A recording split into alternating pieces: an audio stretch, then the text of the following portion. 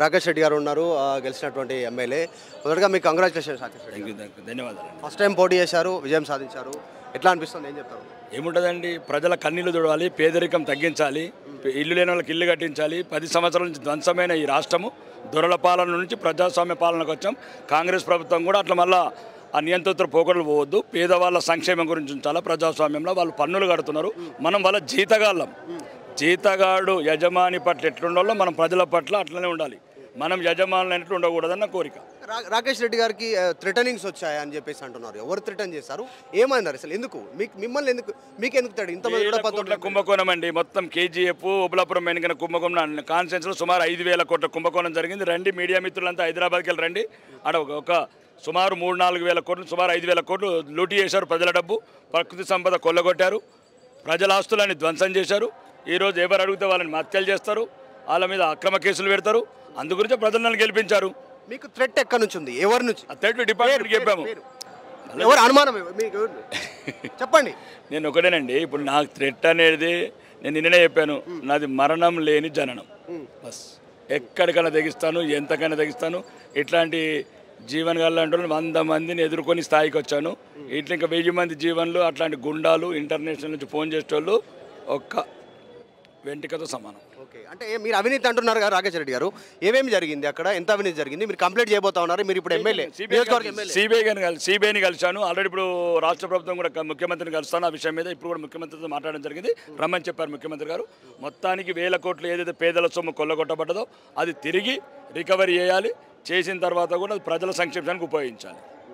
మొదటిసారి ఎమ్మెల్యే అయ్యారు, మీ ఎజెండా ఎట్లా ఉండబోతుంది, మీ స్టైల్ ఎట్లా ఉండబోతుంది? ఎందుకంటే కొత్త రాజకీయాలకి కోర్స్ మీరు రాజకీయాలు గమనిస్తుంటారు, కానీ మీరు ఎమ్మెల్యేగా కొత్త. అవును, నేను రాజకీయాలకి 4 నెలల బిడ్డను నేను. ఎగ్జాక్ట్. ఇప్పుడు నేను చూపిస్తాను రాజకీయం అంటే ఏందో. పేదోడి పట్ల నిన్న ఒక విజిట్ చేశాను స్కూల్కు.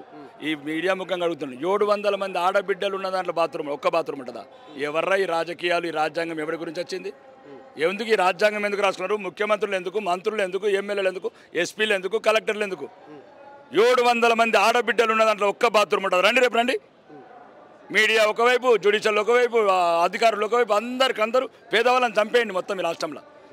మీ బిడ్డలు లేరా, ఆడబిడ్డలు లేరా? ముఖ్యమంత్రులకు లేరా, మంత్రులకు లేరా, లేకపోతే ఎవరికి లేరు బిడ్డలు? ఐఏఎస్ ఆఫీసర్లకు లేరా, ఐపీఎస్ ఆఫీసర్లు లేరా, డీజీపీలకు లేరా? వెళ్ళండి. సమాజం మీద సొర లేకుండా 35 ఏళ్ళు వాళ్ళ మీద పడి బతుకుంటా ఎంతండి? ఒక పేదవాడి మీద 75 ఏళ్ళు బతుకుతున్నారు గవర్నమెంట్ ఉద్యోగులు. 35 ఏళ్ళు సర్వీసు, రిటైర్డ్ అయిన తర్వాత 20 ఏళ్ళు, తర్వాత మనం చనిపోతే లైఫ్ పార్ట్నర్కి 20 ఏళ్ళు, మొత్తం 75 ఏళ్ళు. ఒక్కరోజు భద్రత లేని ఒక పేదవాడి డబ్బు మీద ఉద్యోగాలు చేసుకుంటా మొత్తం మర్చిపోయిన సమాజం మొత్తం తిరిగి మళ్ళాలి పేదవాడి వైపు. ఎవడైతే మన యజమాని ఉన్నాడు, ఎవరైతే మనకు జీతాలు ఇస్తున్నారు, వాడు బాగోగులు ఆలోచించాలి. రండి. నిన్ననే ఒక 4 సంవత్సరాలు లేని 4 గంటలు చేయించాను. వెళ్ళండి ఆర్మూరు, చూపిస్తాను పేదవాడి ప్రతినిధి ఎట్లుంటాడు, పేదవాడి గురించి ఎట్లా పోరాటం చేస్తాడు. ఈ 5 ఏళ్ళు ఇట్లనే ఉంటా, ప్రతి సిస్టమ్ నిలదీస్తా. ప్రోటెం స్పీకర్గా అక్బరుద్దీన్ ఎన్నుకున్నటువంటి సందర్భంలో మీ పార్టీ మీరు ప్రమాణ స్వీకారం కూడా చేయలేదు. దానికి సంబంధించి ఏం చెప్తున్నారు ఇప్పుడు కాంగ్రెస్? ప్రోటెం స్పీకర్ గురించి అబ్జెక్షన్ కాదండి, అక్బర్ బాయ్ గురించి కాదు. అది అబ్జెక్షన్ ఏంటంటే, ఒక శాసనసభ నియమాలని తుంగలో దొక్కిండ్రు కాంగ్రెస్ ప్రభుత్వము. అంటే నియమాలు లేనప్పుడు రేపు ఎందుకు ఈ రాజ్యాంగం, ఎందుకు ఈ అసెంబ్లీ? దాని గురించి అడిగాం. సీనియర్ శాసనసభలో ఆయన కన్నా 5 అలా చేశాను అనుకుంటున్నా. అంటే ఫ్యూచర్లో మద్దతు కోరే అవకాశం ముందు నుంచి కలిసే ఉన్నారు కదా. ఆల్రెడీ జమాతే ఇస్లాం అనేది ఒక ఫత్వా జారీ చేసింది కదా, పలానా డేట్లు కూడా చూపిస్తాను మీకు. ఏమని? కాంగ్రెస్కు, మజ్లిస్కు అండ్ బీఆర్ఎస్ సపోర్ట్ చేయమని, భారతీయ జనతా పార్టీని చంపేయాలి, హిందువులను చంపేయాలని డైరెక్ట్ కదా ఫత్వా. హిందువులు బతకద్దు ఈ దేశంలో, మరి ఎక్కడికోవాలా? ఉన్న దేశాలన్నీ వాళ్ళకి సంబంధించిన, మాకు ఉన్నదే ఒక దేశం. ఈ దేశంలో బతుకుతాం, మాకున్నది ఒక దేశం కాబట్టి మా ధర్మాన్ని మేము కాపాడుకుంటాం, మా మతాన్ని మేము కాపాడుకుంటాం. కానీ దీని అర్థమైంది, ఇతర మతస్థుల మీద దాడి చేయడం కాదు. ఇతర మతం పైశాచికం ఆనందం పొందుతున్నారు హిందువుల మీద కామెంట్ చేసి ప్రతి ఒక్కరికి చెప్తున్నా, మర్యాదగా ఉంటారా ఉండరు ఈ దేశంలో. ఎవరైనా సరే, ఏ పార్టీ వాడైనా సరే, హిందువులము, మా బతుకులు మేము బతుకుతున్నాము, మాకున్నదే ఒక దేశము, మమ్మల్ని ఈ దేశం నుంచి వెళ్ళగొట్టే ప్రయత్నం చేయకండి. చివరిగా మీరు మోదీని, అమిత్ షాను, యోగిని కలవబోతా ఉన్నారా? ఆలోచన ఉందా?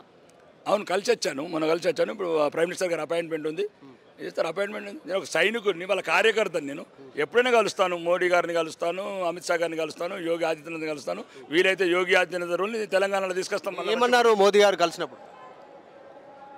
ఇలానే పోరాడు, ప్రజల సమస్యల మీద, ప్రజల గురించి ఇలా మాట్లాడు, ధర్మం గురించి ఎట్లనే పాటుపడు, ధర్మాన్ని నువ్వు కాపాడితే ధర్మం నేను కాపాడుతుందని చెప్పిండు.